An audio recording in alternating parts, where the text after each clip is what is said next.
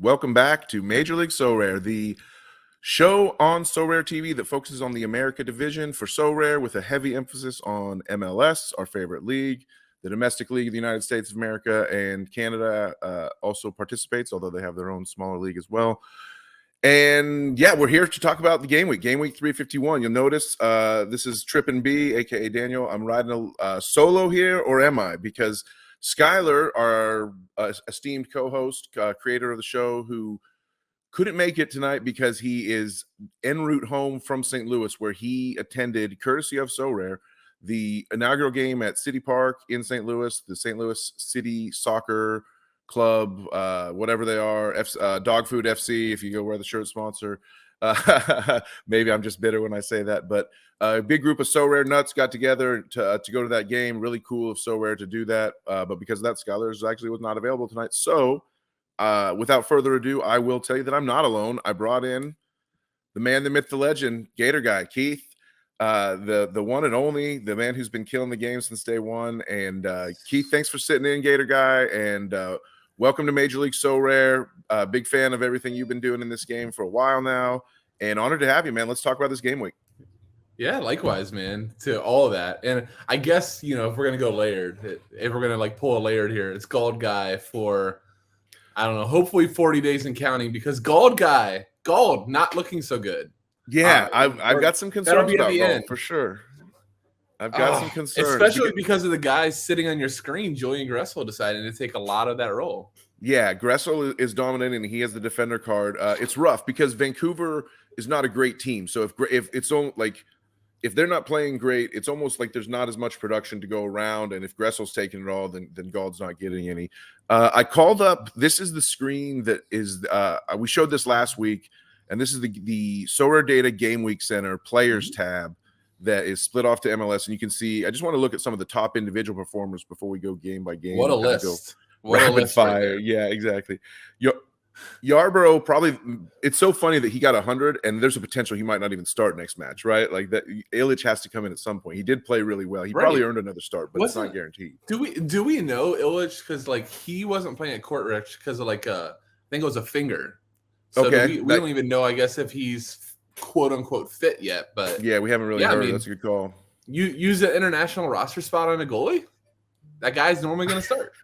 Yeah, it just seems to make sense. You see that Vancouver did it with Takaoka for sure. They displaced their longtime starter for a guy that they thought was better and took an international slot, which you normally don't do in MLS. They're 0-2 as a result. And they're 0-2 as a result. Exactly. So great planning by Vancouver there. Interesting. Again, it's not your usual suspects up here this week. Quado, LAFC. A lot of defenders. You're like, I need an LAFC forward who's going to get a 100. You'd be thinking that's Vela all day. Instead, it turns out to be a Poku. Roldan, 2 assists. Gressel just killing the game. Rosenberry. How about Keegan Rosenberry's game? It doesn't show when I click it on here, but yeah, no decisive, and a 93 is just absolutely insane for a team. That game was actually. I don't know if you saw the stats. That game was crazy open because Yarborough ended up having 11 saves, and then Pulskamp had, I think, 5 or 6. So that was a wild game. Absolutely nuts. And we're going to go game by game, but I just wanted to take a quick look early and just sort of look through some of the individual performers. We have to go pretty far down the list before we get to any of my guys, unfortunately, but Zelarayan and Pizarro did come through. I'm actually big on Rodolfo Pizarro. He was someone that I took. I thought he was pretty cheap in the offseason. I ended up picking up super rare for super cheap. And so far, he's delivering pretty good returns in 2 games. So Pizarro might be back for Miami. What do you think there? Yeah, I mean, he's playing that box-to-box role, which is really where he was best back in Liga MX. He's not a natural 10. I think that we wanted him to be. If you're spending as much money as Miami did to get him, that's supposed to be for those number 10 guys, and that's just not his role. And now they seem to cast him well. But yeah, I mean, if you roll the dice on a player like that, that's that big of a price tag, it makes a lot of sense. Right. Yeah, he just had been so out of favor in the Sorare world for having 2 pretty crummy years. But I saw that he kind of rededicated himself, and I saw some stories that Neville was counting on him. And he was sort of like the lost son come home. So that was a risk, and so far it's paying off. I didn't get him into a good lineup. Unfortunately, my results this week were actually pretty piss poor. But he earned his way into higher priority lineups in the future for me by having 2 good weeks in a row. So Little off topic, but I'm curious of Hit me. your opinion on this, because I did something similar with a guy that just landed in DC, Yamil Assad, Yeah. who we can remember. You are enough of an MLS OG like myself He's that a we can legend. remember Assad back to Atlanta days, Mhm. killing it with Almiron, and then when he went to DC the first time, was destroying. What do you think about that? Do you think I he think it's a has great any pickup. upside there? I think big time upside for Assad. I do think that DC is a little bit of a mess, and I do still think Rooney's like on the way to getting sacked. I still don't know what's going on sometimes with that club, but they did somehow. Teddy Cudi Pietro got him the win the first match. Yep. They're not They were dead. terrible So versus Columbus. They were awful. I watched versus the whole Columbus so. match. Yeah. And the problem with DC right now is their ideas. Their attacking ideas are Christian Benteke is tall. Let's see if we can get on his head. Like, we can get a ball to his head. There's nothing else that they're doing. Which Assad's a crosser, right? Assad loves to cross. So yeah, he could take some sets. I mean, right now it's Klitsch and Santos, but it'll be interesting. Powell had one, sent I think Andy Black says this a lot, but send Powell some crap players on a little bit of ETH, and you get his interest. Yeah, exactly. Yeah, his ears perk up for sure. Klitsch had another good game. Klitsch, I mean, DC is somehow finding a way to get production, even despite not looking that good, as opposed to Vancouver, who outside of Gressel are not really producing at all. And we can talk about that with gold. Let's go ahead and get into the game by game. And let's just go chronologically and start with LAFC and Portland Timbers. Did you get any eyes on this game, or did you at least check scores? Yeah, I did. I think the first wow to me was Aaron Long on the bench after the big signing. This might be biased as a multiple Aaron Long owner of a super rare and a couple of rares. Yeah. Get this guy in. I think part of it was getting Chiellini in for like the championship. They got the rings, they got the recognition. He was a big part coming over. I'm going to say it's that. I don't think that Long signing at LAFC without some assurances that like it's his role. But I'll tell you, LAFC was not good, in my opinion. Like they controlled the beginning of the game and they really tailed off at the end. They definitely did. And they scored all their goals came off. Well, not all, but their first two goals came off of set pieces, right? Where Portland the PK, and then Chiellini's was just a complete mess. They actually should have had one more. It was a really but I did not think they're impressive. I thought Bouanga, who I think every like MLS guy, whether it was Sorare or the analytics community, all had him as like a outside MVP candidate.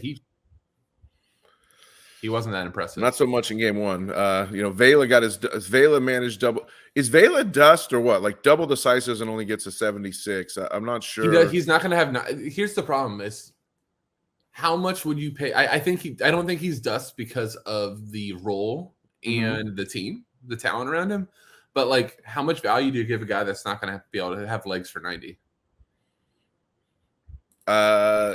That is a big if. That's a really big if. Yeah, exactly. And you have it's like CCL you can only go coming 66 up here, and then Portland almost came back and won for sure. Right, but like CCL's coming up, so he's going to play midweek. You can't play him the weekend. I don't know. I think he's going to be one of those guys that's going to be a pain in the rear end to have in your roster because you're literally sitting there.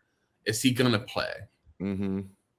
Especially when Opoku's turning in hundreds, right? With 31 AA points, like just an absolute. Crazy cool performance from Opoku. I remember this is what we thought Bouanga would do, right? Was be the one racking up AA and getting that was the problem. Chances. That was the problem. Yeah, that's all I had for LAFC. I don't think too much. I mean, was it good to see Evander get back? I mean, Evander sort of back. I mean, still only 3 AA for him, but he did at least get the goal.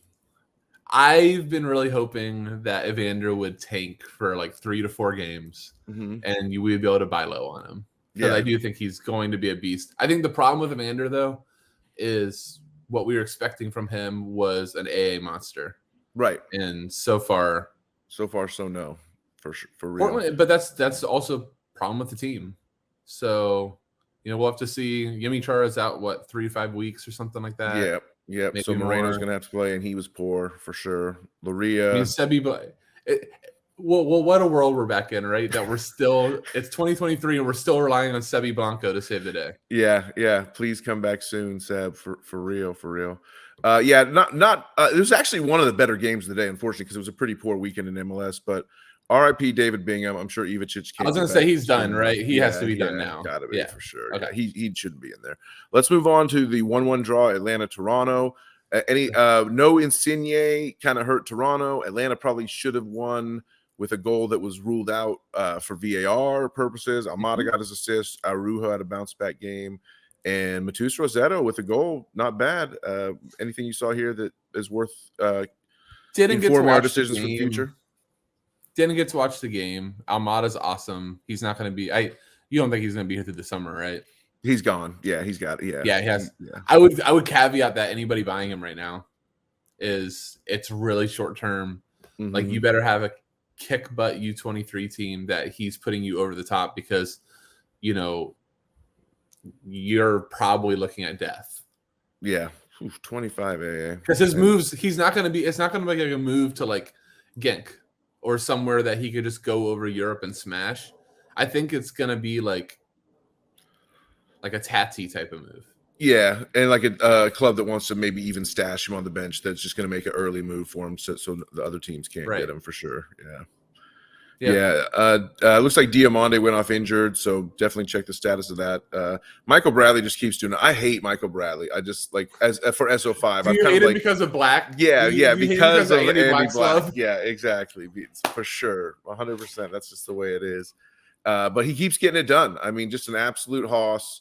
Gets the assist, gets 27 all around, and just and unlike Vela, where we were talking about worried if he's going to start, worried if he's going to play 90. Right. Never a concern on Michael Bradley. Yeah. As if he would go off anyway. He wouldn't let any coach sub him, but certainly not when the coach is his dad, right? So, yeah, exactly. I think K is interesting. We know K back at LAFC under Bradley used to be very, very, very good piece. So, I don't know what he did for game one, but I'm seeing him show up there with 81. Yeah, that could be a very interesting kind of cap guy, like a 240 grinder type. Yeah, for sure. I mean, if that means you're going to have to put up with some bad, like if he keeps doing this, he's not going to work. He's not going to fit into any caps. But looks like a lot of it came just 20. He got the triple, which always puts you over the top score wise. Yeah, that's everything. That'll do it. Sure. Those 12 points are big. And then 5 interceptions. Interceptions are such an OP stat in this game. Yeah. So always, That's why those defensive mids. Where are you at on Bernadeschi? So Sean, PSU fans and I had an interesting comparison. I'm not going to say it until you answer. Then I'll tell you what our comparison was. I think you need him and Insigne both to be out there together. That then they are kind of unlock each other. But by himself, he looked a little bit overwhelmed. So our comparison, and if I can't remember if you're a lover of this, so we'll see how this lands. I love it. But we said he kind of feels a little Driussi. Okay. And that's not meant as a compliment. Okay. Like Driussi was awesome, right? This is not to pour any sort of salt in Driussi's way, but Driussi was like supposed to be this all-around guy, and it really became if he wasn't going to score, you were in trouble, right? Sure. And you had like a ton of bailout decisives at the end of games last year. Yeah. And it feels like Bernadeschi, for as awesome as his score is, it's like as an owner, I have a forward card, so I know this. It's like, oh, thank God they got a PK. Oh my God, he was at 35. Yeah. Thank God he got a goal. And you look at a set guy, you look at a guy from Juve, and you're like, he should be just absolutely tearing it up. And really, it's like you take out the decisives. I know. You look. His last 15 is only 3.7 AA per game. Even if you look over the course of 1 year. So go to the forward card, though. Go to the forward card. That is the one thing. Oh, gotcha. Yeah, you're right. I'm on the midfielder. Yeah. But it's still not like. Still in the it's a little bit better, obviously. Yeah, with the forward, but. But again, like look at all those peaks, right? They were not like peaks of 95. They're 67 with a goal, and a lot of those are PKs. So it's just as awesome as he is. It's just an interesting comparison. Right. And it's kind of an expensive card. Obviously prices are down across the board, but a lot of people would have paid a lot of money for this guy for sure. And he's probably been hasn't been disappointing, but it's just like you feel like you're walking along the edge of the cliff. I definitely get that for real. You're definitely waiting on that PK. Yeah, exactly. I will say we'll get to Driussi in a second. I think coming up actually pretty quickly, but Driussi did crush the AA this past weekend, so who knows? Okay. Maybe he's turned over a new leaf, but Turning the not corner. too much to say about a 0-0 draw, except I'm really pissed here for New York Red Bulls and Nashville SC. I had Hani Mukhtar as a captain in a lineup. Like, I thought for sure, like, the coach was being very, like jokey with the media. Like, oh, you'll see he's no longer questionable. You'll see my decision of whether or not to play him. And I was like, okay, so he's going to play, right? Obviously. But then he was a halftime sub again. Is this load management with Hani? Like, just getting him sort of back up to speed? I think I actually took it as a positive, though. I don't have a Hani, but the fact that he subbed at half, he'll start next game, I think. Yeah, I think so too. He literally went from, I think it was 75th minute versus NYC. Yep. Halftime now. So, you like probably play steps. 70, 75 next game, and then he's back roaring for 90s. So he was horrible in the second half against Red Bulls. I thought the Red Bull press might work to his advantage, and he would sort of be able to beat it a little bit. Turned out to be actually a bad matchup for him. So that it can go that way when you're Red Bulls can either be a great matchup or a horrible matchup. I feel like they can shut you down for sure, but they can also like have leaks and things like that. So, and I think away. So yeah, I don't know if you saw this, but no away team won this week. Oh, that's crazy. I did not see that, but clean. I mean, what do we always say? Like, MLS is the home field advantage league, so that huge splits. But this week, not one road team got 3 points. So, I mean, I think it just becomes those type of things too versus the Red Bulls. Maybe if it's in Red Bull, just downgrade those lineups, but or put them, somewhere not necessarily your most important lineup with like a Hani or whoever's going to be there. Yeah, for sure. But do play goalkeepers against them because it was a pretty easy. They ain't going to score. Yeah. Van Zee, from what I read, I didn't watch the game. What I read, Van Zee didn't exactly impress. And yeah, he only had a 14-minute cameo at the end. He's probably still getting his MLS legs under him, even though he was playing, right? It's not like he's I watch. I'm a USG, of course, homer because of Teddy Tuma. You and Teddy Toombs, my exactly. Yeah, exactly. And I'll tell you, Van Zee, if you ever look at how much he's yielded me, he is my personal Lord and Savior. No doubt. But Van Zee was never the type that is like a reliant goals. Like, he's scored a lot of goals, but he was playing off of Undev last year. Mm-hmm. This year, he works. He's like a hard-working striker, if that makes any sense. Like, sure. Maybe like from you guys, like a Daniel Rios last year, a guy that works really hard, and it's really nice when they score. So it'll be really interesting. I don't think he's like a 20. I own a card too. I don't like not playing to ever prioritize it. I don't think he's like a 25 goal scorer. You just want to go back to USG 12, at this point. I don't even honestly, like, looking back on that card purchase, like where I'm at, like in my gallery, that's like never a card I would ever own again. Like, it's just I paid too much versus where it's at now, and so I'm like, whatever. Yeah. But these forwards without AA that you need decisive on, like, those are guys you don't love to have in your gallery. Yeah, you don't love to like rely on a goal or the lineup's going to die.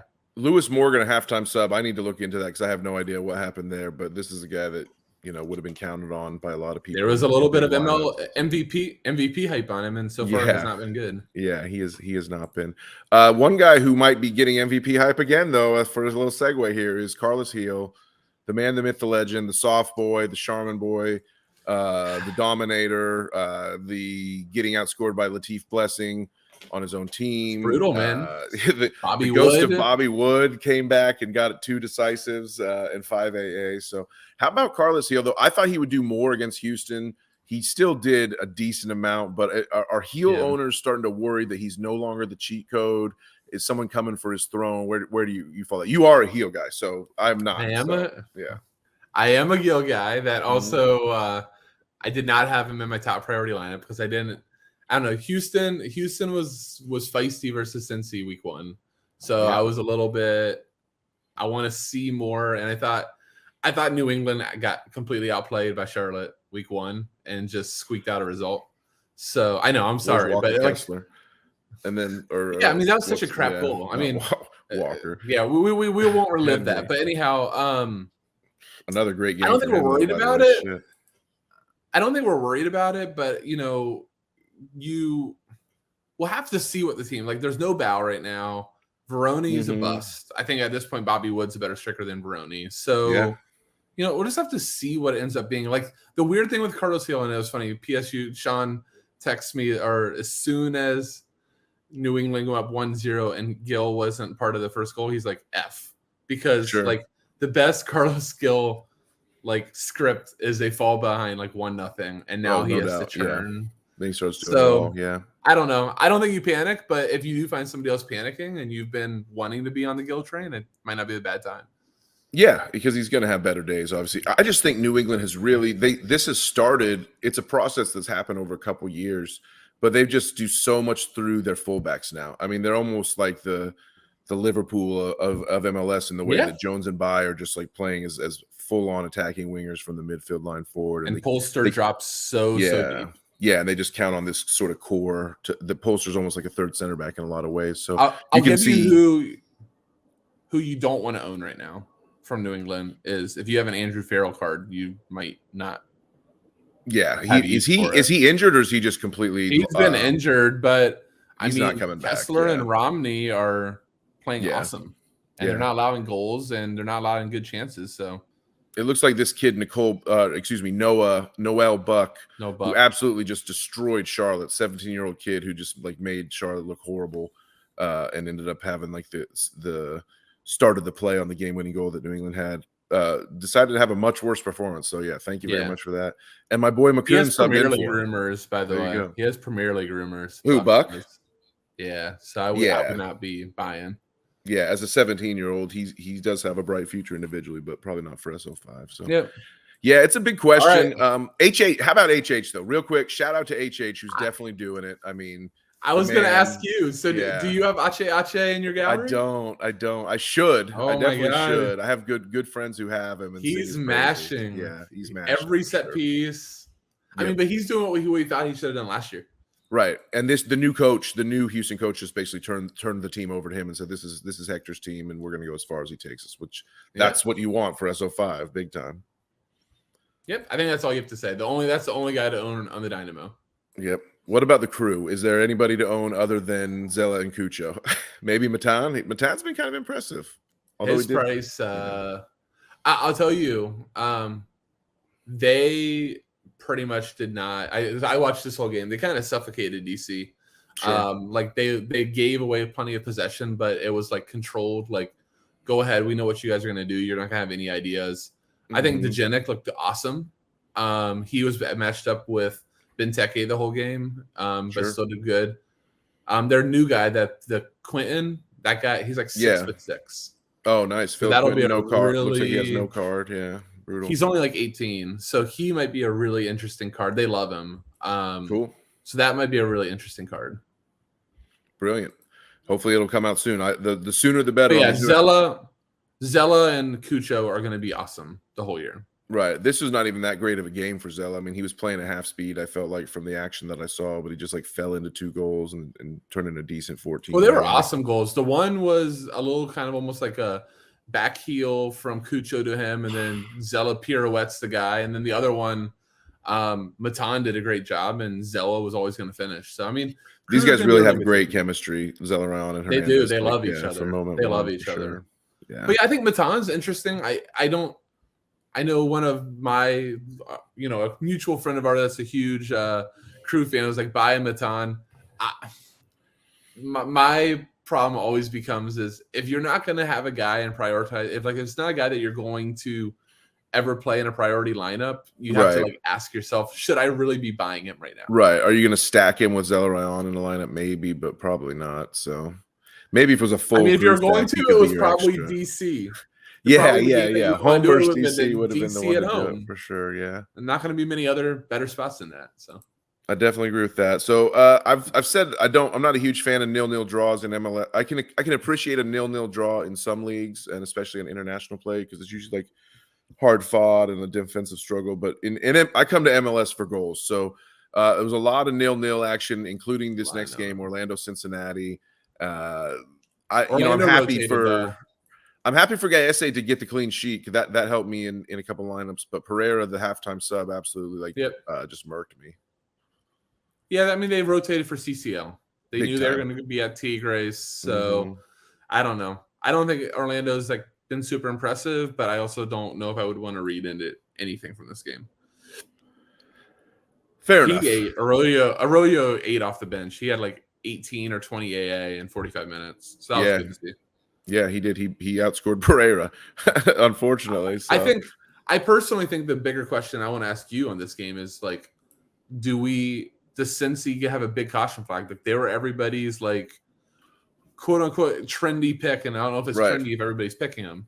They weren't mine. I actually went the other way on this. Okay. I felt like they were much more due for a regression than another step forward personally. But I mean, it's just 2 games. I don't want to overreact or whatever, but it is a stifling lack of production from some guys that had been pretty big producers last year with Acosta, Vasquez, Brenner, even Junior Moreno. He knows how to get points. The back line's all crushing it, so that tells me that there's getting a lot of action coming at those guys. That's funny they have Barrio there. I was like, hold on, did Barrio not start? He was a left wing back. Nobody freak out by that. I can't believe Ray Gaddis is still in the league, though. Absolutely hilarious. Shout out to my boy Frank Falkenstein. He's a lawyer in Philly who is the world's biggest Ray Gaddis fan. He sent me a Ray Gaddis T-shirt that he made. Ray Gaddis has a fan? That's fantastic. Oh yeah. Good for Ray. I have a T-shirt in my closet right now. It says, "When Ray scores, we riot." This is back from when he was in the Philly Union days. Like Philly Union fans, he was a cult following in Philly, and then he like retired, and then he came back out of retirement to play for Cincinnati. So here's a deep 33 years MLS old. cut. Yeah, hit me. Deep MLS DFS cut that probably you are one of the only 3 people in the world this will resonate with. But I love it. Ray Gaddis is like the only guy that consistently play wing back, be like 2,700 on slates, and you're still like, I can't do it. I can't do that. I can't get there. Yeah. Hold on. Oh, center back's 28. I might go with the center. Yeah, exactly. Because he does not cross. He's a wing back by name, but he's a. And you just are like waiting for the yellow card to come. Yeah. You're just like, he's gonna get a yellow here, and we're gonna be back to like. Oh, he'll take a professional yellow all day. Yeah, for sure. They subbed him out of the 68th because he's old, and probably he had a yellow, I'm sure, coming if he had not left. But this other guy, Mosquera, is scoring pretty well. It's crazy to see 81 from Hagelin, 80 from Miazga, 72 from Mosquera. Like, and it's like a lot of clearances in there. Right. That's good for the owners of those cards in SO5. It's not good for Cincinnati, FC Cincinnati's prospects to like take a step forward this year as a club. So. Versus rotated Orlando too. Exactly. Orlando that was to be on the defensive versus rotated Orlando. Yeah. And Orlando, I mean, what's his name? The coach, Oscar, right? He's freaking. I mean, he's known for playing super defensive a lot of times anyway, even at home. And this was that case for sure.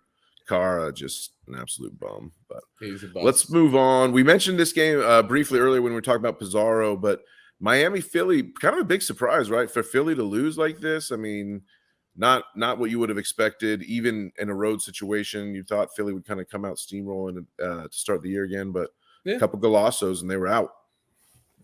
Done. And not really in it. What about Drake Callender, though, man? Yes. A revelation. Yeah. He's someone I didn't want to trust when he first took over the job from Marsman, and I probably should have, because like he's been killing it. He's an absolute. He just decided to not give it up. Right. He just like looks like a goalkeeper. He's very strong, has a great stature, and just looks like has like springs for legs, can like dive into any corner of the goal. So he's fantastic. I don't know. I think Miami's the real deal. It looks like Jean might have got left hurt here. I'm not sure how serious that was because I had already flipped over to the Charlotte game by then. But love to see Rodolfo getting some love. Imagine if it's this team. Joseph Martinez, Rodolfo Pizarro, Jean, Moda, Gregory, and then instead of Stefanelli here at the number 10, what if this is Lionel Messi? I know. Well, the thing is, Stefanelli was a big time acquisition too. So, what if it's Messi playing whatever position he wants, it's Stefanelli, and then not Jean, and that just don't bench Rodolfo. Yeah, just don't bench Rodolfo. I can't. If Messi comes in and benches Rodolfo, then I'll be pretty pissed. So yeah, it'll be interesting. It'll be interesting if nothing else. Bryce Duke continues. My favorite, one of my favorite Instagram follows of my SO5 players, because the guy's just absolutely killing it at the beach constantly. Trip, do you know? I think I have the so rare claim. Okay. I'm going to just state this without any sort of background. I have won the most rewards ever, or the biggest reward ever, off of a Bryce Duke card. Oh, that's great. That's a great claim to fame. He was in my underdog champion lineup that I had never expected. I think he had his best game in like ever. I think there's a Absolutely 2-assist beautiful game in there. Is it Right that was there? it this 74 in game week 311 or the 66 maybe? Or was I it think the it's 87? the higher one. I think it's the 87. Oof. Yeah. A decisive 26 AA points. There was a time when he was taking corner kicks early in the season last year. It was that little bit of time. It was that little bit of Yeah. time when you actually Yeah. knew he was starting. I think they were home. Yeah. June 22. That was my shout out my underdog. Magic Mike win. Rest in peace, Oh. underdog division, man. What can you do? My What Magic can Mike you win do? right there. Yeah. But all right, time to just briefly go into the SO5 aspects of this absolute clown show disaster. Another shout out to the St. Louis crew, Jimmer, Peachy, Black, Dylan, probably some people I'm forgetting, but they got a really great group of people together. Check out there's some pictures on Twitter you can find. Just look So Rare Meetup or whatever like that. Skylar, the creator of the show, like I said, was able to make the trip over there from Kentucky to St. Louis. So I wanted to go and I couldn't because I committed to hosting this watch party here in town. Probably a good thing I didn't go because even with the free ticket, I would have been pretty disappointed in the end. Glad Copetti was able to score the first goal. I saw some, just foul-minded Charlotte FC fan I saw tweeting said, "Hey, we may have lost, but at least we got Prima Nocta in their stadium with Copetti scoring the first goal." So I don't necessarily want to go there, but it did make me kind of chuckle a little bit because I'm a crazy-minded fool sometimes. But Swiderski, I got this Wombo combo, right? So I always run a Charlotte FC stack in limited. Yep. I had Westwood, Swiderski, Copetti, Cisniega in a lineup with Yamar from Seattle who turned into 80. So in theory, should have done really well, but when Carroll got that Wombo combo assist to Copetti, I was like loving life. And I was like, my team was winning. My So Rare squads were killing it. I was like, this is going to be a great game week. And then just like it all fell apart. Carroll gave up the penalty. Pablo gave up the third goal and got the guillotine.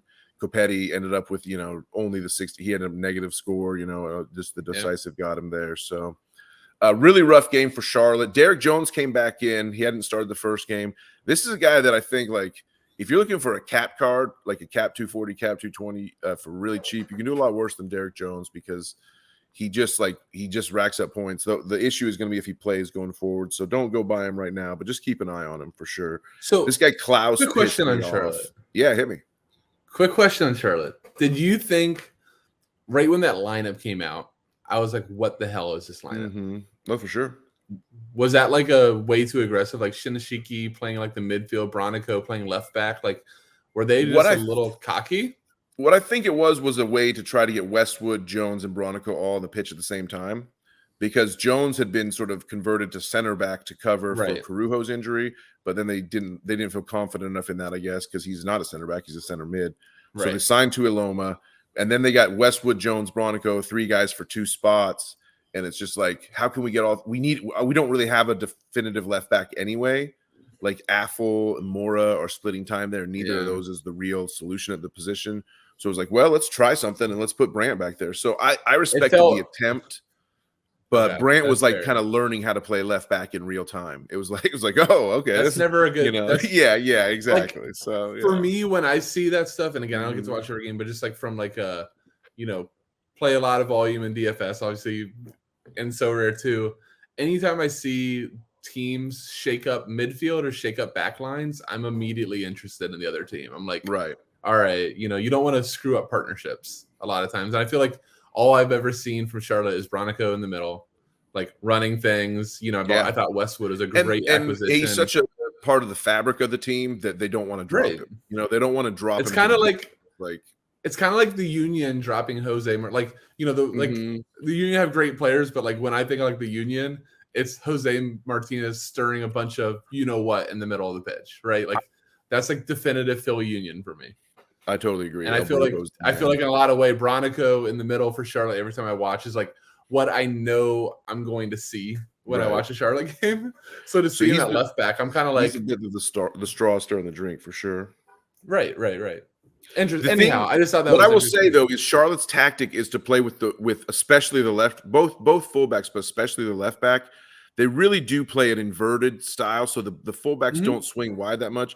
And if you see my mouse moving here, Bronico's like spending most of his time like posted up right here, which is somewhat of a central midfielder spot. That's when we're in the possession. When we're defending, he would then drop back to the left back, and as you can see, he had a pretty rough game. Only Didn't one work out for foul, which was Sorare. crazy. Yeah, but he just continually lost possession and lost duels. Lost 20 possessions. Not great. Yeah, Gave up the goals. Wasn't real. Didn't get credit for any clearances or blocks or anything because he's a midfield card. So yeah, not a great spot for him to be for SO5, and not ideal for real soccer either. Personally, I think just as if we take away a positive Sorare, I think Ashley Westwood's going to be a top 10 midfielder this year. And totally agree. Yeah, I would say he had a bad game and still came in with the 50 in a really exactly. In a got the yellow. Yeah, you lost the points for goals, and he's still putting up 50. He was tilted by the ref. Ted Uncle just absolutely making a clown show out of himself out there. It was the first time he ever ref Charlotte, I believe, and it was pretty bad.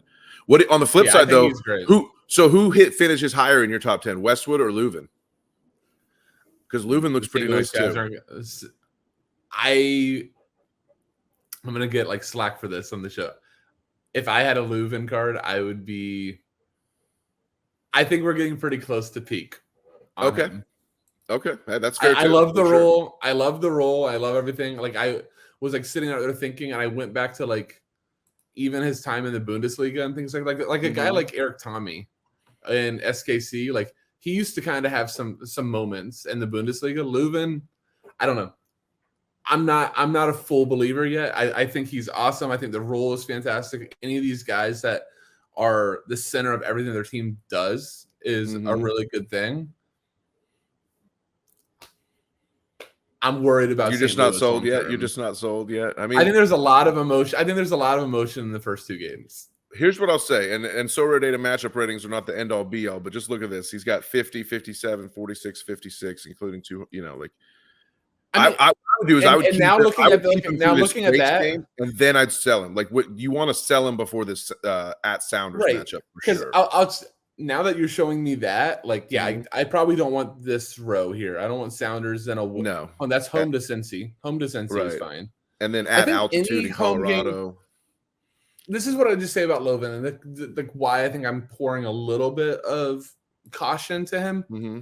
I don't think I'm ever going to be excited about playing him in an away game, and then even in a home game, 100% right? So like immediately, so depending on what you're paying for him, you have to like look at like the floor right now. Right? Are you willing to pay 150% of the last sale to get the floor? Because people are definitely trying. I guess I just saw that floor of 0.3, and I was like, no way. 0.175, 0.2 is fine. Like you're gonna have plenty of spots to do him, but I would never prioritize him when St. Louis is away. Like it was great that they won in Austin, but that was shocking. So it's just hard. But if I'm one of the St. Louis boys and I'm just full stacking game on captain every week, I know he's on PKs, he's on every set piece, and you roll. If you're one of the St. Louis boys, you already have him anyway. You already had him, right? You had him anyways. He's right. Yeah, he's your easy captain. Yeah, he correlates well with Klaus. So Klaus. Don't get me started on Klaus. Klaus celebrated an own goal as if he had scored the goal, and it tilted me beyond like absolute. I can't even talk about the game. That's what strikers do. I'm so pissed that he put me on massive tilt. I'm already going to take enough heat now because I poured water on Leuven. So let's move on before I get any more trouble. Let me just say we'll move on to the fire in the city. And the big question coming out of this, shout out James Sands, who came back and got injured in his first game back in the States. But Gabby Pereira did good. Santi Rodriguez had a little cameo as he's finally come back as a DP. Not really much to talk about this game, but the real question is, are you worried about Chris Brady? Because he's the most high-profile, like, SO5 card on this entire page, and you don't see him because he had a little bit of a small injury. I know a lot of people have tied their under 23 hopes this summer. Once Europe starts to phase out, they're counting on Brady to be the guy. Is he going to be right back in, or what do you think? I hope he'll be right back in. Everything. You don't think Richie? You're not worried about Spencer Richie? I mean, in my last 5 years of following MLS, like a complete and utter geek, like way too much, top 0.1% of geekiness.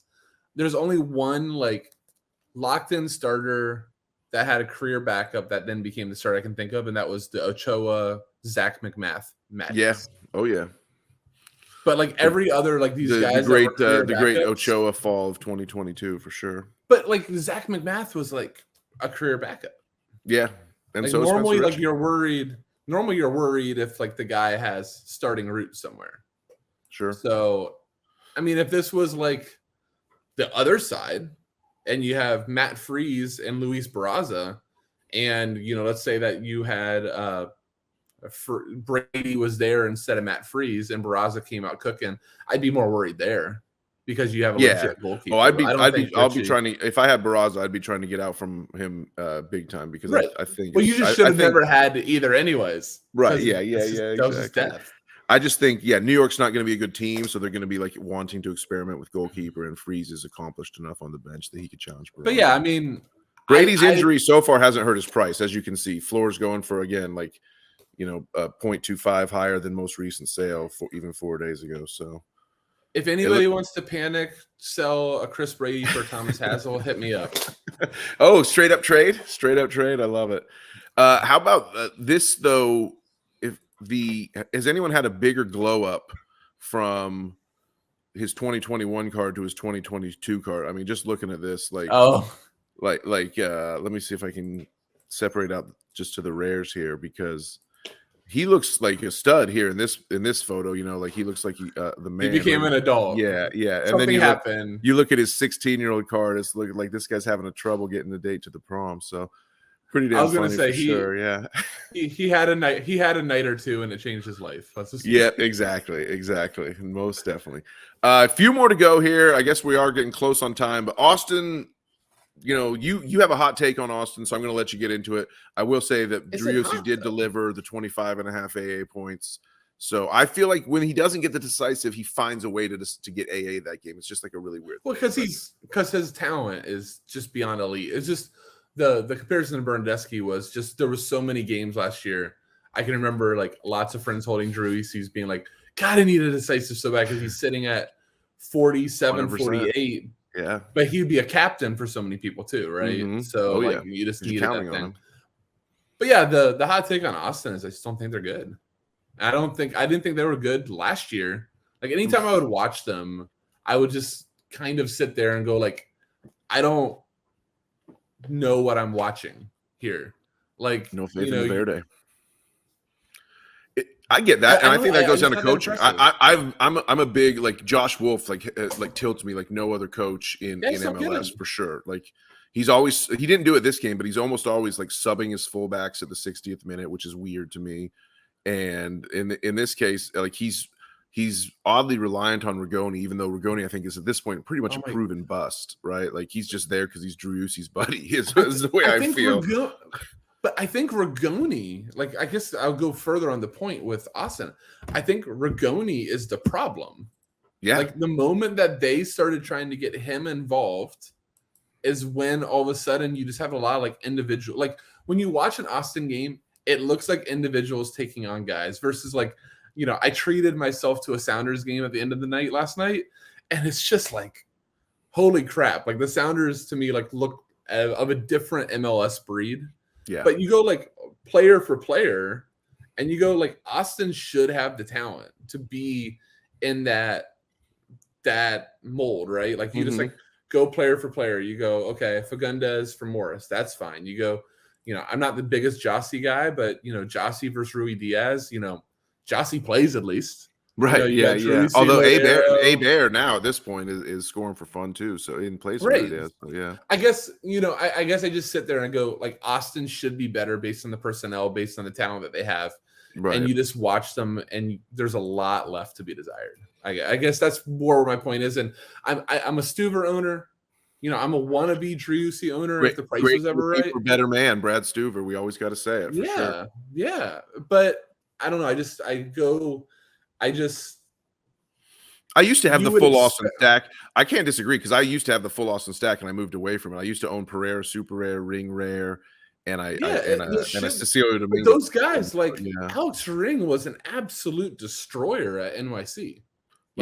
was one of the top midfielders, like top. Then somehow he box-to-box became a guys. DP, which was really weird for Austin. Right. No sense And to me, then, yeah. he's struggling to get on the, Josh Wolf's kid has to play, which my Mhm. understanding from Owen Wolf, I haven't watched enough, is that he is a very Teen Wolf is solid legit. prospect. Yeah, you can't. It's not just that he's the coach's son that he's playing, but it does look Right. a little odd in a world yeah, I where mean, you're- Michael Bradley plays every game, where Greg Right. Berhalter's brother hires him to coach the national team. Yeah, obviously you're gonna. I think it's him supplanting a guy that you made a DP is weird. Exactly, nothing and else. forcing Ring to then play center back as cover for the injured Cascante, Right. which he had a pretty good game with interceptions, but he's Yeah. not going to. He's not going to that's the score back one- there. He had. I looked at this earlier actually for the Sorare in the States podcast. He had 11 long pass into opposition, but gets no points for that because he's a midfield card instead of defender. So it's just like giving away points. Yeah, it's just horrible. That's and then That's you don't brutal. get the 10, and then you don't get the clean sheet either. Yeah, exactly. So That's tough. that's not even with his 33. You're like, man, it could have been a 9. He got 70. You're like, why wasn't it 90? You're like pissed. But Yeah. and he's gonna. I don't know. I'm not a buy Ring guy at all, but Pereira I might buy, even though I've sold him before in the past. So. Yeah, super talented. But yeah, I'm happy to be wrong about Austin in a few weeks, but just so far, letting down for St. Louis week 1, and then just squeaking by Montreal, who I don't think is any good. No, they're bad. At In fact, they're home, bad, and yeah. you're supposed to be this, Team Verde. You're supposed to have one of the top home fields, and these are your first 2 games. Yeah. Tough. It's flukish though. The St. Louis thing is just so flukish, and it's like St. Louis is just living on flukes these days. So just the way it is. Dallas, LA Galaxy. Did they create? Hey, Tripp, real quick. Did they create the fluke? Because I've heard rumors they've created everything in the U.S. Yes, yeah, exactly. Getting They created goals the given fluke. to you, yeah. Getting free defender back passes was invented in St. Louis for sure, no doubt. There we go. Okay, well, Yeah. we solved that. At least we solved that today. Yeah, I think it was at it was a side exhibit at the World's Fair that they never shut up about. So anyway, Dallas and LA Galaxy. Jesus Ferreira's back. He's all the way back. It just can't be stopped. Looks good, man. And, Velasco yeah, looked good too. I watched a little bit of this game. Velasco. I mean, talk about an under 23 forward stack that you would actually legitimately run. These two guys, you'd love to play them together. Easy. Easy. I don't think there's anything else to say. Yeah, really Galaxy got to do it. I mean, Puig didn't do it. Jovic did get his goal, but they scored much like Charlotte. They went up 1-0 on the road and then lost 3-1. So, Well, are you a Pooch guy? No, because I think much like Almada, he'll be going to Europe in the summer or soon enough that it's just not worth like heavily investing in him. I've never fully gotten there where he's priced at because his set role is so on and off. He didn't take a set piece. Yeah, that's It was all Alvarez, and then so he's getting Memo Rodriguez. He's getting no attempted assists or anything like that. I just worry, like, if you're gonna pay the even Almada to an extent, you could say, because he has to split with Araujo, but like once you're getting up in these nosebleed prices for MLS guys, you've got to have a monopoly. Like, that's one of the things that helps with heel. Like, why your team heel is because you never have to worry about a set piece. Well, funny enough, Bal can take some, but you really need that set monopoly when you're going to pay this. So, like so many free, get none. Free points. Yeah, it's just like free points every time. Right. I think Sean did the calculation once. It's a final third pass and then like a ball into the box. So I think it's like 1.3 or something every time. Yeah, you get a penalty area entry for a half. You get a final third pass for like 0.04, I think. If I know, I should know the scoring system. So you really need them. You're just getting it's like 2 points. Every corner kick is like here's 2 points, here's 2 points, here's 2 points. It's pretty nice. Right. But there's no doubt that this is not. I'm not hot taking that Pooch sucks. Pooch is amazing and is a different class in the league. It's more so just like I know a lot of big galleries very, very, very reliant on him. And he's just not that cheat code. He's not the cheat code that some people want. I'll take Almada. I'll take Almada for SO5. Yeah. All right. Since we are running short on time, I'm just going to say Colorado and Sporting KC played, and it was horrible. And Tommy's really good. Yeah.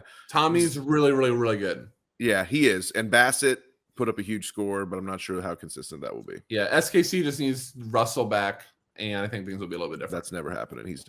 Dusty Russell's never He's coming Dust. back. I'm sorry. Yeah. Don't tell me that. Unfortunately. Don't tell me that. Yeah.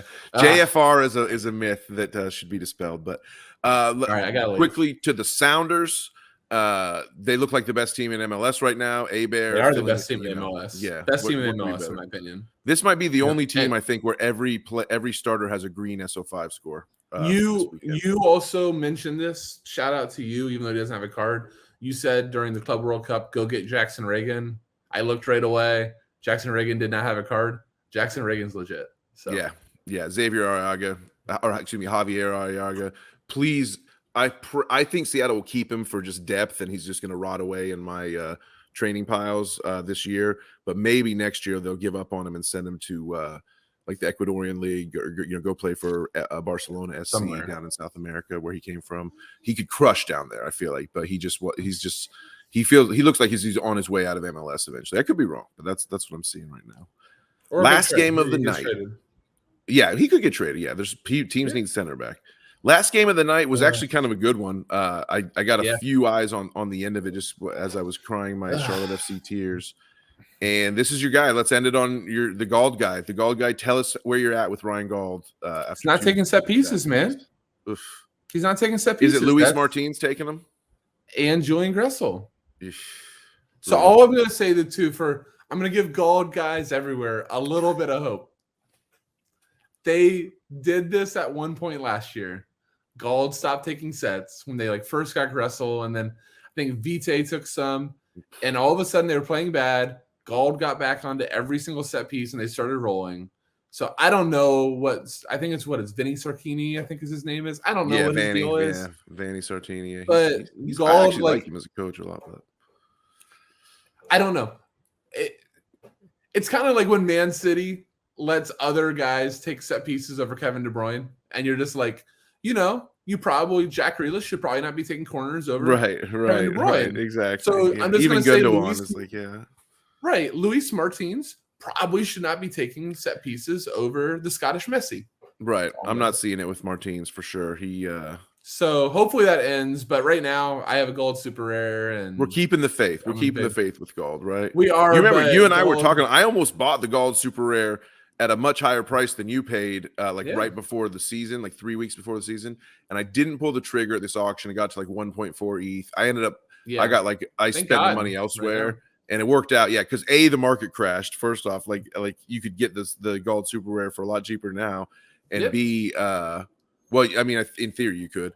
And then I don't know if any are listed, but B, he has just not produced yet. So dodged a bullet, temporarily dodged a bullet there, but I could still end up regretting not getting him.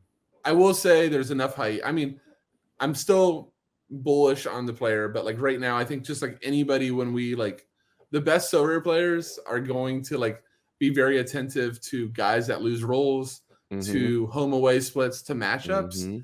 And right now, Gauld is not matchup proof. If it's a crappy matchup, away from home, you need to downgrade the card no matter what you paid for it, no matter how much you love the guy.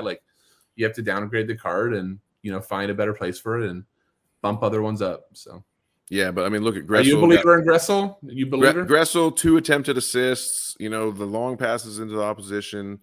I'm a believer in Gressel for sure. I think he's going to have his bad games too, but I definitely think both DC and Atlanta are why did we let this guy get away? I feel so.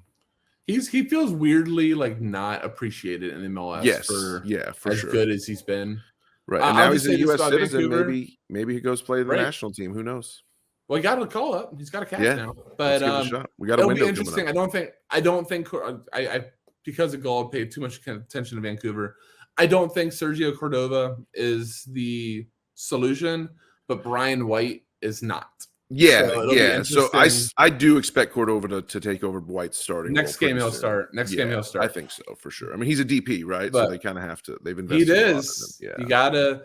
But I don't know if he's the solution. But I mean, just a lot of teams in MLS. I mean, to give a quick San Jose shout out, think how many teams could have gotten Jeremy Ebobisse last year from Portland, and he was given away. Portland needs Jeremy Ebobisse. Yeah, no doubt they do, especially with Jimmy out for sure. Shout out Jackson. This is an example of of like Crushing. playing home matchups, because Jackson Ewell's not the best card. You know, he puts in Yep. some pretty low scores. He's more of a capped mode guy, just in general, as you would say. But I actually did put him into my Champion America D2 lineup this week because he was home against the Whitecaps. I was like, that's got to be good, right? And he turned in one of his better days with 25 AA. So he's rarely all of San Jose crush. What's that? Yeah, all of San Jose actually did pretty good. Crush. Yeah, except for Mensah back there. I know. I need to get rid of that card. Yeah, Mensah's looking nice. This Rodriguez guy filling in for the injured Nathan with a 50 AA that's insane. He needs a card quick. So yeah, one of these days we'll do an episode where we like we'll do like top 10, like please mint this card ASAP. And I think probably Georgi Petrovic would be number 1 on the list for sure. So dude, Georgi Petrovic is gonna get minted just in time to get transferred. That's what's gonna happen. You're gonna get like 5 games. Exactly. But man, anyway, that's it. Thanks so much for having me. Yeah, man, I can't believe we went an hour. We try to keep it to like 40 minutes, but hey, we went almost an hour this time. But it was too much fun. So I'm really glad you joined me. Thanks so much. Man. We'll have you on for like a preview episode with all 3 of us sometime. Sure, when Skylar gets back. Hopefully. That'd be great. Sweet. All right, man. Enjoy. Thank you, guys. Peace. Vamos.